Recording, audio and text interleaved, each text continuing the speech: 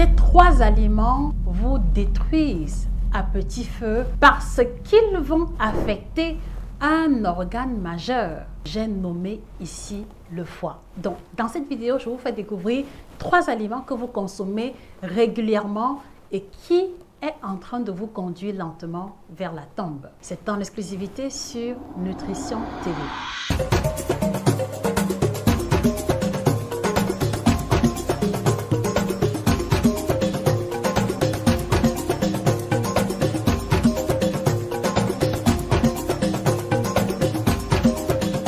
Bonjour à vous fidèles téléspectateurs, c'est un plaisir de vous avoir à nouveau en ce jour. Je suis Josica, votre experte en nutrition tropicale depuis 2010 et je vous suggère humblement de vous procurer cette collection d'ouvrages pour aller beaucoup plus en profondeur sur les thématiques diverses autour de l'alimentation tropicale. Merci également de vous abonner si c'est un sujet qui vous intéresse et de faire découvrir à chacun de nos frères et sœurs pour qu'ils puissent se ressourcer et mieux et améliorer leur alimentation avec les ressources de chez nous. Alors ce matin, c'est une thématique beaucoup moins enthousiaste à laquelle je vous invite. Il s'agit des aliments qui détruisent le foie. Et avant d'arriver aux aliments qui détruisent le foie, il faut déjà comprendre ce que c'est que le foie et en quoi est-ce qu'il est un organe majeur pour le bon fonctionnement de l'organisme humain. Donc le premier rôle du foie est un rôle d'épurateur. Et quand je parle de dépurateur, c'est lui en fait qui va s'occuper de détruire les substances qui n'ont plus de place dans la circulation sanguine. C'est au niveau du foie que va se sécréter le cholestérol par exemple. C'est au niveau du foie que va se réguler plusieurs mécanismes, plusieurs fonctions physiologiques. Et c'est aussi au niveau du foie que va se jouer la digestion des lipides puisque c'est elle qui va sécréter la bile, qui est indispensable à la digestion de la matière grasse. Donc, vous comprenez très bien qu'un foie qui ne fonctionne pas correctement ou un foie qui est soumis à rude épreuve peut finir par se fatiguer et mettre complètement à mal notre santé. Donc, je vous invite, s'il vous plaît, à repartager la vidéo autour de vous pour que ces personnes qui consomment ces aliments puissent prendre conscience et effectuer la transition qui s'impose.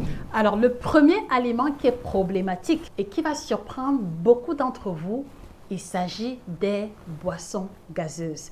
Il s'agit du jus, que ce soit le cola, que ce soit ananas, pamplemousse, peu importe le parfum de votre choix, que cela soit même à base de quinine, c'est-à-dire avec un goût amer, ce sont des substances problématiques, ce sont des boissons problématiques. Et en réalité, il faut vraiment comprendre ce qui se joue chaque fois que vous prenez une bouteille de jus. Chaque fois que vous choisissez de prendre une boisson gazeuse ou alors une boisson non gazeuse mais sucrée à chacun de vos repas. Alors, qu'est-ce qui se passe? C'est que lorsque vous allez consommer régulièrement les boissons gazeuses, il va se produire un phénomène très subtil, c'est que l'excès de sucre que l'organisme va recevoir va être transformé en triglycérides, qui est juste une autre forme de matière grasse. Et la conséquence, c'est qu'elle va générer des inflammations, des lésions, quelquefois gravissimes au niveau des cellules hépatiques et qui vont conduire à ce qu'on va appeler le phénomène du foie gras humain. Le phénomène du foie gras humain, comme le nom l'indique bien, il va se développer de façon progressive. Une couche de gras tout autour de votre foie, cet organe qui au quotidien a pour rôle de filtrer, de nettoyer et de détruire ce qui n'a plus de place dans l'organisme va se retrouver tellement entouré de gras qu'il ne pourra plus remplir de façon optimale ses fonctions initiale. Donc, chaque fois que vous prenez l'initiative de prendre une boisson gazeuse, de prendre un jus ou même d'abuser des jus de fruits faits maison, vous êtes en train de fragiliser votre foie parce que vous conduisez l'excès de sucre que vous recevez à devenir du gras qui va finir par étouffer votre foie. Donc, de la même manière que l'on fait le gavage des oies pour obtenir le foie gras, comprenez que le même phénomène existe également au niveau des humains et que l'excès de consommation de boissons gazeuses sucrées conduit également au gras au niveau de votre foie qui n'est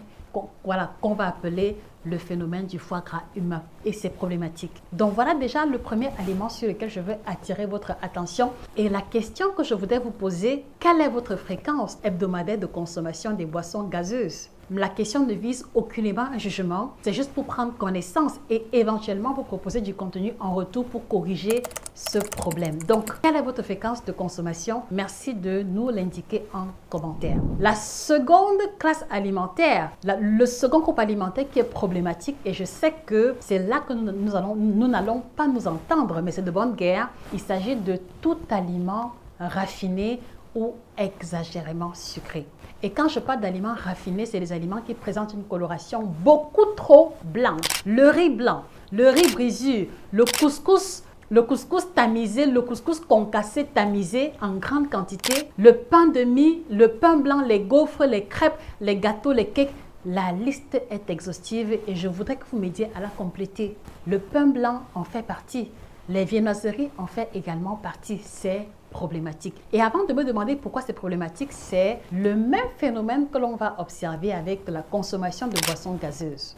Donc, dans les aliments raffinés, le problème à la base, c'est qu'ils induisent une élévation rapide du niveau de sucre sanguin qui stimule la production de l'insuline et qui va conduire au stockage de l'excès de sucre consommé sous forme de gras, comme avec les boissons gazeuses, comme avec les boissons sucrées. Et résultat, on va également assister, en plus de la prise de poids, en plus de la prise du ventre, on va aussi avoir un foie qui va se retrouver engraissé, qui va se retrouver recouvert d'une énorme couche de gras. Donc non seulement vous allez expérimenter la prise de poids, non seulement vous allez expérimenter l'obésité androïde, mais on aura un foie problématique et on aura également une majeure partie des paramètres santé problématiques, à savoir la glycémie, le niveau de cholestérol, le niveau de triglycérides, etc. Et donc, je voudrais vraiment vous inviter, surtout si vous avez dépassé la trentaine, de faire extrêmement attention à ces classes alimentaires. Attention, je ne vous demande pas de ne plus les consommer, mais je veux vraiment vous inviter à faire preuve de mesure, à faire preuve de rigueur au niveau de la quantité et au niveau de la fréquence. Surtout quand on sait qu'il y a des alternatives beaucoup plus saines à ces groupes alimentaires. Donc, le pain blanc, le chocolat Nutella, les bonbons, la crème glacée, etc. sont problématiques pour le foie. Doublement problématique si vous ne pratiquez pas d'activité physique pour que ces réserves de gras soient utilisées. Doublement problématique si vous avez déjà des problèmes de santé installés. Je vous invite à revoir vraiment de façon rigoureuse la fréquence de consommation de ces aliments. Il s'agit de l'alcool, il s'agit de la bière, du whisky, des cocktails alcoolisés, du champagne, du vin mousseux, vin rouge, vin blanc. Vous connaissez les déclinaisons mieux que nous autres. Mais surtout ici, il va s'agir des alcools qui ont une teneur supérieure à 15% par là. Donc, la catégorie hautement problématique va être la vodka, le rhum, les liqueurs, le whisky, le gin, tous ces alcools qui ont une teneur supérieure à 15% d'alcool. Parce que comme le nom l'indique bien, ils sont hautement concentrés et donc ils vont donner un travail beaucoup plus complexe ou doublement complexe au niveau du foie qu'une simple consommation de verre de vin blanc ou de vin rouge, par exemple. Alors, chers téléspectateurs, quelle est votre fréquence hebdomadaire de consommation d'alcool et quel type d'alcool consommez-vous habituellement? Nous serons heureux de découvrir cela en commentaire. Donc, le problème avec la consommation d'alcool, c'est que lorsque vous en prenez en grande quantité, en un laps de temps court, ceci va vraiment stresser le foie en le soumettant à un travail intense qui va conduire à ce qu'on va appeler une hépatite alcoolique qui peut durer des jours, quelquefois, jusqu'à ce que vous vous rétablissiez complètement. Et cette hépatite alcoolique, elle est simplement la manifestation d'un foie qui n'a pas supporté, qui n'a pas pu achever d'assimiler les doses élevées d'alcool auxquelles il a été soumis. Et lorsque le phénomène va se répéter régulièrement, on finira par développer la cirrhose du foie que vous connaissez très bien, dans ce foie qui est complètement détruit et pour laquelle vous savez qu'il il n'est pas possible de changer complètement la situation. On va également assister à ce qu'on va appeler le syndrome de Nash, qui est aussi une conséquence d'un foie qui a beaucoup trop travaillé sans jamais eu à avoir à recevoir des soins véritables de votre part. Et ensuite, on aura également les risques de stéatose, hépatite. Donc, vous comprenez très bien que ce que nous ingérons a un impact immédiat sur la santé globale, mais dans le cas d'espèce de cette vidéo, elle va avoir un impact sur la santé de votre foie qui est un peu comme cette espèce de moteur qui permet de réguler de multiples phénomènes, qui permet de réguler de multiples réactions métaboliques qui concourent à l'équilibre de l'organisme humain. Et vous le savez, vous êtes mieux placé pour savoir que les personnes qui ont souffert d'hépatite aiguë ou d'hépatite poussée, diagnostiquées très tard, n'ont pas vécu suffisamment longtemps. Vous savez que les personnes qui ont atteint ou qui ont souffert d'une cirrhose élevée, d'une cirrhose aiguë du foie, n'ont pas survécu longtemps. Ceci illustre à dessein l'importance de cet organe et la responsabilité pour nous d'en prendre bon soin. Et la quatrième catégorie, ça sera le bonus, c'est que la consommation élevée de médicaments, peu importe la catégorie, consommation élevée de pilules, d'antibiotiques, en tout cas un traitement médicamenteux qui dure longtemps, pire s'il s'agit de la combinaison de plusieurs médicaments, finit également par fragiliser ou par fatiguer le foie. Attention, je n'essaye pas de vous demander d'arrêter vos traitements médicamenteux, non, mais je veux surtout ici, de façon subtile, encourager les personnes qui, par exemple, de prendre l'habitude d'effectuer une cure ou une pause ou une forme de d'épuration ou une forme de détox pour relancer, pour prendre soin du foie et lui permettre à l'avenir de mieux jouer le rôle d'épurateur qui est le sien. Donc, un exemple, vous avez été malade pendant 3 mois, 4 mois et pendant les 3-4 mois, vous preniez des médicaments à n'en plus finir. Lorsque vous guérissez, prenez sur vous d'effectuer une détox même d'au moins 1 mois. Et quand je dis 1 mois, c'est pour donner le temps aux cellules de l'organisme de se renouveler complètement puisque la moyenne de renouvellation des cellules de l'organisme tourne autour d'1 mois par là. Donc, faites une cure détox pendant 1 mois où vous allez mettre l'accent sur les plantes qui favorisent la dépuration du foie et également, faites également l'effort pendant les 1 mois de manger un peu moins sucré, de limiter la consommation d'alcool et puis maintenant, quand ce foie a retrouvé ses réflexes originaux et sa santé optimale, maintenant vous pourrez retourner à un rythme de vie plus ou moins normal. Donc, voilà ce que j'entends par la consommation élevée de substances pharmaceutiques ou de médicaments. Ceci va également être valable avec certains traitements traditionnels, par exemple ceux qui suivent des traitements à l'indigène et qui vont le faire pendant longtemps. Quelquefois, ceci peut fragiliser le foie dans la mesure où les traitements traditionnels sont faits à base d'écorces et de plantes où le dosage est un peu plus élevé et parfois pas assez calibré comparé aux médicaments pharmaceutiques. Donc, ceci vaut également pour ce type de traitement. Lorsque vous achevez le traitement, effectuez une pause, effectuez une détox où vous vivez un rythme de vie beaucoup plus sobre, où vous buvez beaucoup d'eau, où vous prenez des plantes ou des tisanes dépuratrices à l'instar du kit détox par exemple, qui contient 33 plantes biologiques dosées selon ce que l'organisme peut tolérer et qui vous permet comme ça de nettoyer vos émontoires, de nettoyer le foie, de nettoyer les reins, de nettoyer la peau, de nettoyer même quelquefois le conduit urinaire. Voilà, il y a plusieurs parmi vous qui ont eu à faire l'expérience. À votre santé.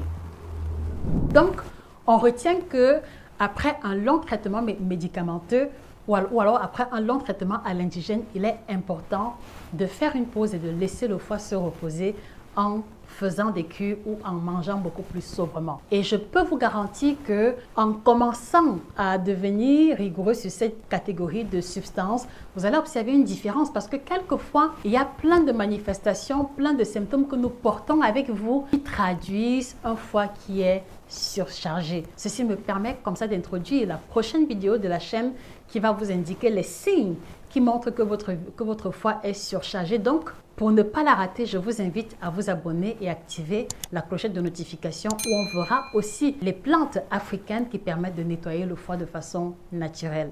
Donc, merci de vous procurer le kit détox, le Superfood by Nutrition TV, un condensé de nutriments ultra naturels qui vous permet comme ça de booster le système immunitaire, d'améliorer votre alimentation et de vous sentir beaucoup mieux à vil prix. Voilà, merci pour votre attention. Alors les amis, merci de m'indiquer en commentaire qu'est-ce que vous utilisez en général pour pouvoir nettoyer votre foie. Merci de partager avec nous. Ceci indique également que pour vous qui nous regardez, qui n'avez pas de problème de santé majeur, il faut tout de même retenir que à partir de 30-35 ans, il faut comprendre que les fonctions vitales s'affaiblissent progressivement jusqu'au vieillissement déclaré. Voilà pourquoi est-ce qu'il ne serait pas exagéré de vous encourager de faire de petites cures de détoxification régulières tous les 3 mois par exemple, histoire juste de laisser le foie se reposer et voilà, de lui laisser jouer pleinement son rôle une fois la cure de détoxification achevée. Donc, j'espère que ces quelques informations vous aideront à faire des choix stratégiques pour les semaines et les mois à venir. Dans tous les cas, j'ai pris beaucoup de plaisir à partager ces quelques informations avec vous. Merci les amis de vous procurer la collection d'ouvrages. Faites découvrir Nutrition TV à 3, 4, 5 connaissances parce que ce n'est qu'ainsi qu'on pourra assister à des frères, à des sœurs, à nos familles qui sont de plus en plus conscientes, de plus en plus regardantes sur ce qu'elles ingèrent pour que, avec la grâce de notre Créateur, nous espérions à une plus grande espérance de vie et à une diminution des maladies liées à la mauvaise alimentation. C'est l'engagement que Nutrition TV prend à vos côtés. Merci de nous rester fidèles et on se retrouve à très prochainement pour une autre capsule aussi intéressante. Au revoir.